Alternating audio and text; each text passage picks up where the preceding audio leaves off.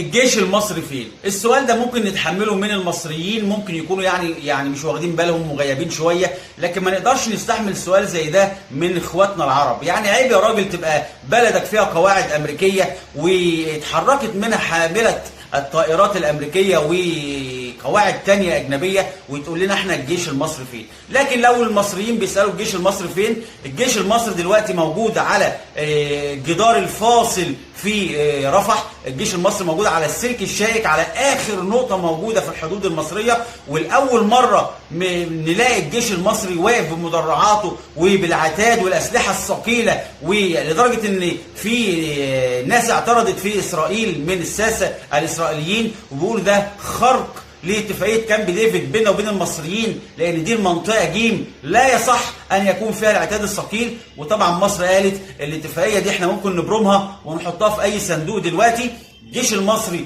موجود في حدودنا الشرقيه. الجيش المصري قبل ما يجي لرفح كان كتير منه موجود على الحدود الغربيه في ليبيا في مهمه انقاذ درنا. الجيش المصري موجود برضه عشان ليبيا وعلشان يقدم الدعم للجيش الليبي، وحاطط خط احمر على بعد 1000 كيلو من الحدود المصريه علشان يحافظ على وحده الاراضي الليبيه. الجيش المصري برضه موجود في الجنوب على حدود السودان عشان يقدم الدعم للجيش الوطني السوداني وعشان ما يحصلش انقسام في السودان.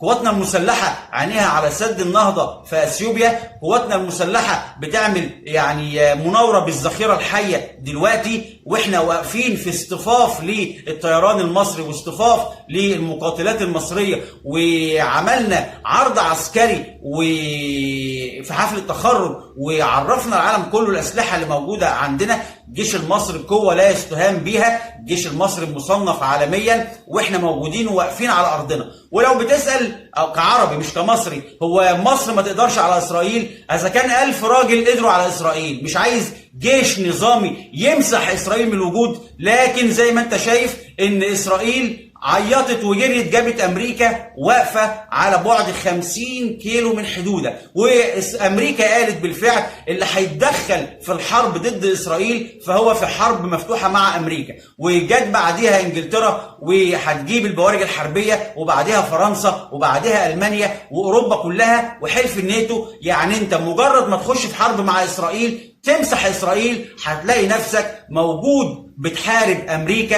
هتلاقي نفسك بتحارب الناتو والاتحاد الاوروبي، وطبعا ما فيش حد من العالم هيتدخل. اذا كانت روسيا والصين نفسهم ما بيقدروش على امريكا، فاسرائيل مصدره لنا امريكا. لكن لو على اسرائيل نفسها هي اضعف من ان انت تحاربها، واحنا شفنا الكلام ده في 7 اكتوبر. اللي بيزايد على الجيش المصري الرجاله بتوع الجيش المصري والقوات المسلحه واقفين على ارضهم بيحموا شعبهم. الجيش المصري واقف لحد الاسلاك الشائكه ودايسين كل شبر في ارضنا. احنا قواتنا المسلحه جاهزه، واكيد هيكون في حرب مع اسرائيل، مش هتعدي كده. اسرائيل يعني بنحاول في الفترة الحالية يعني ان ما يكونش في احتكاك مباشر، لكن هيحصل حرب وهتلاقي مصر موجودة في وش اسرائيل. لازم نكون ورا جيشنا وورا بلدنا. وبالنسبة لاخواتنا العرب اللي بيقولوا افتحوا لنا الحدود يا مساروة، عايز اقول لحضرتك ان العرب دخلوا كل بلاد الدنيا تهجير وبطرق غير شرعية وعن طريق البحر وبطرق كتير. عايز تيجي انت بقى تخش تدافع عن فلسطين بتأشيرة؟ ولو عاوز تخش يا سيدي في عندك البحر، تقدر تخش عن طريق البحر المتوسط لفلسطين، تقدر تخش عن طريق الحدود الأردنية واللبنانية والسورية، مش لازم يعني الحدود المصرية. يعني لو انت عاوز تجاهد قدامك دول كتير تقدر تخش منها. وفي عندك اكتر من 22 دولة عربية وجيش عربي، في عندك 57 دولة إسلامية، مفيش غير الجيش المصري. بعيدوا عن الجيش المصري. بن غوريون اول رئيس وزراء لاسرائيل بيقول قوه اسرائيل مش في انها تمتلك نووي، قوه اسرائيل هي في خلاصها من 3 دول وجيوشها هي العراق وسوريا ومصر. راح الجيش العربي العراقي للاسف، ضاع الجيش العربي السوري للاسف. مفيش جيش واقف على رجله دلوقتي وبيحمي مصر والعرب غير الجيش المصري. فلو سمحتوا ابعدوا عن الجيش المصري، ولان في 100 مليون مصري واقفين ورا جيشهم، فيعني مش عايزين مزايدات من الاخوه العرب. واللي عايز يحارب يتفضل يروح يحارب، وربنا يحفظ بلدنا وربنا يحفظ فلسطين وربنا يحفظ الدول العربيه كلها.